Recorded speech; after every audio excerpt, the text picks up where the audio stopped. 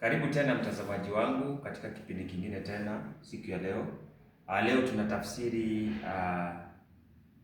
tunafanya tafsiri ya uhalifu, wizi na mambo kama hayo, mambo ambayo hayafai katika jamii. Kwa hivyo conman, lugha ya Kiswahili ni tapeli. Conman, tapeli.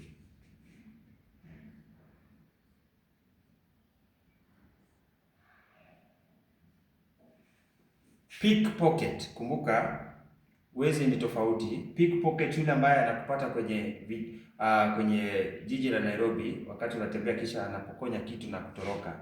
Pickpocket tunamwita mchopozi.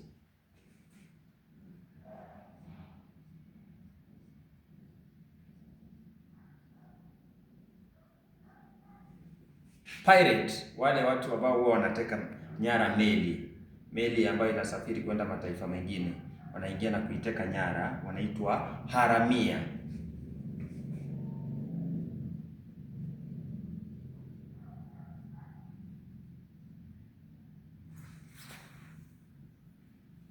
Kisha terrorist, wale ambao huwa wanajifunga mabomu na kulipua mahali watu wamejaa, kwa sababu labda imani zao ama vitu kama hivyo. Terrorist kwa lugha ya Kiswahili tutaita gaidi.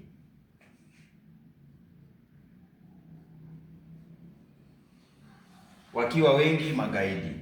Treason, kosa la kuenda kinyume na sheria za nchi au serikali, labda kwa sababu za kisiasa na mambo kama hayo, tunaita uhaini.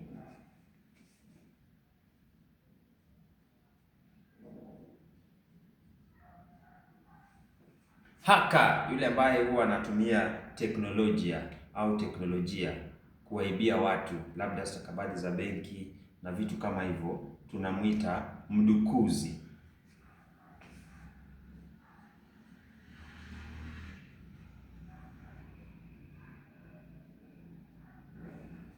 Pocha, yule ambaye huwa anawaua wanyamapori kinyume cha sheria kwenye mbuga za wanyama.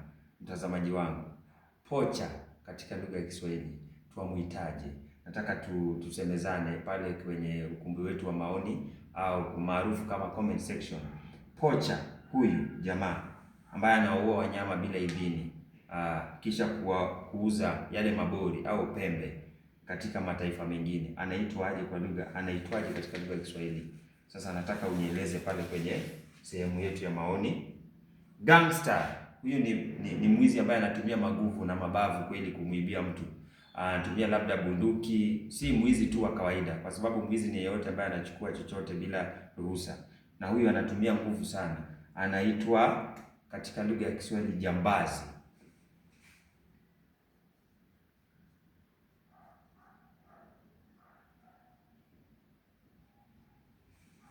Cat rustler, wezi wa mifugo ambao wao wamekithiri katika sehemu za Baragoi. Kama unatokea Kenya, mambo kama huwa yanajiri sana. Kwa hivyo cattle rustler katika lugha ya Kiswahili ni mwizi wa mifugo.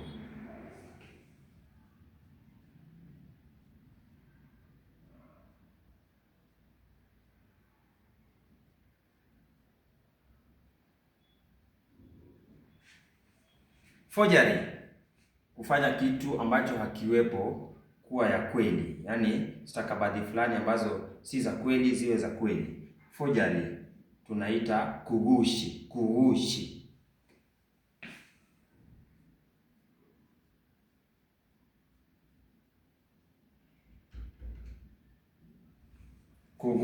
Kwa hivyo hadi kufikia pale sina la ziada. Swali letu la leo ni pocha katika lugha ya Kiswahili tuamuitaje, mtazamaji wangu?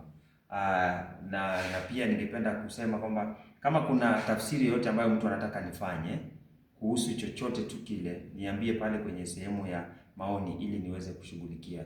Nimepata maoni kadha wa kadha, na wale ambao wametuma maoni yao bila shaka nitashughulika. Kama kuna mwingine ambaye ana tafsiri yoyote ambayo anataka nifanye, tafadhali niambie pale kwenye sehemu ya maoni.